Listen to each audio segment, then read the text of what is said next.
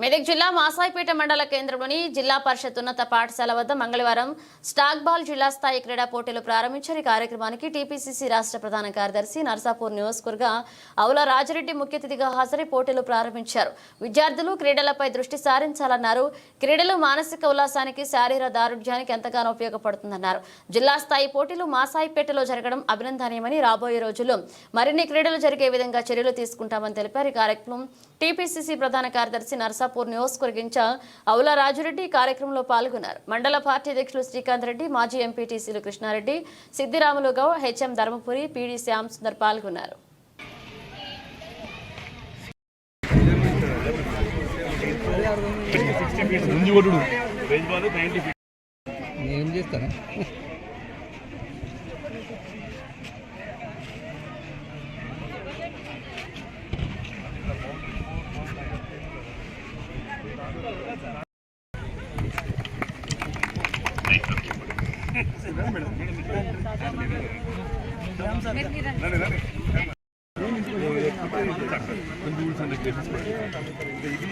Origin America, అది America.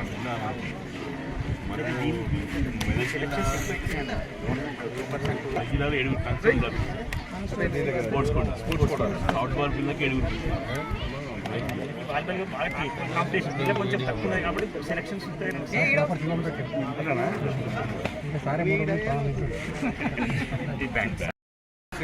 Moments అంటే అంటారు సైడ్ అంటారు. ఏం లేదు, మేము ఇంటికి వచ్చి చేసుకుంటాం. ఓకేనా, ఇష్యూ చేయలేదు.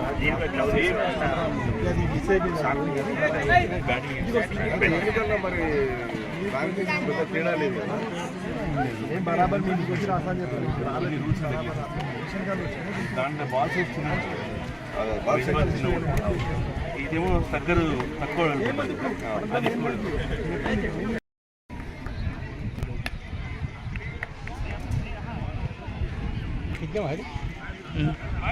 రాజిరెడ్డి మాట్లాడుతుంది.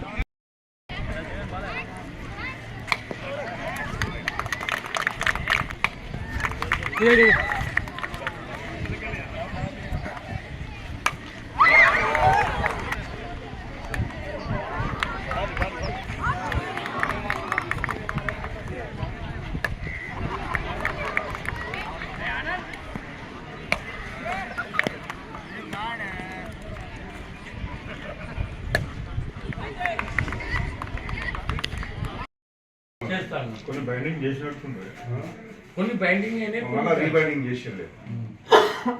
ఇవి ఏం చేయాలంటే దీనికి ఏదైనా ఖర్చు అది ఇది ఉంటుంది కదా, రీబైండింగ్ అది ఇది, మళ్ళీ పుస్తకాలు పాడు కాకుండా అది ఏదైనా ఉంటే ఎస్టిమేషన్. మన డాంబర్ గోళీలు కూడా వేసి పెడుతున్నాను చేసేసి.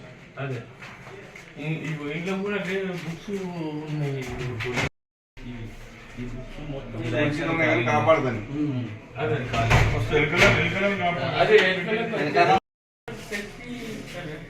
అయితే మన దగ్గర నుంచి తీసుకొని చదువుకొని ఖచ్చితమైన నాగరాజు ఆల్రెడీ అదే ఇప్పుడు ఈ బుక్స్ అన్ని మన గవర్నమెంట్ ఇచ్చిందా? ఇవన్నీ గవర్నమెంట్ బుక్స్. మళ్ళీ 150 బుక్స్ వచ్చేసింది, పోయి తేవాలి, పోయి తెస్తాం. మొత్తం ఐకేఎస్ బుక్స్ అన్ని ఇంగ్లీష్ మీడియం, తెలుగు మీడియం రెండు. మందు కూడా పెట్టుకున్నానే. ఇప్పుడు ఈ సీరియల్ నంబర్ ప్రకారంగా ఉంటాయి.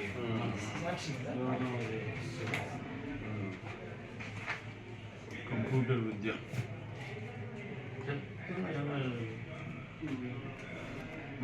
చెప్తున్నా. మన దగ్గర నుంచి ఒక 10-12 మంది టీచర్లకు ఎగ్జామ్ రాసిన పాస్ అయి ఉన్నారు. ఇవన్నీ మనం ఏదైనా ట్రీట్మెంట్ చేయండి. ఇలా ఇది చెదలు పట్టకుండా బ్లీచింగ్ పౌడర్ వేసి వచ్చేసినాను.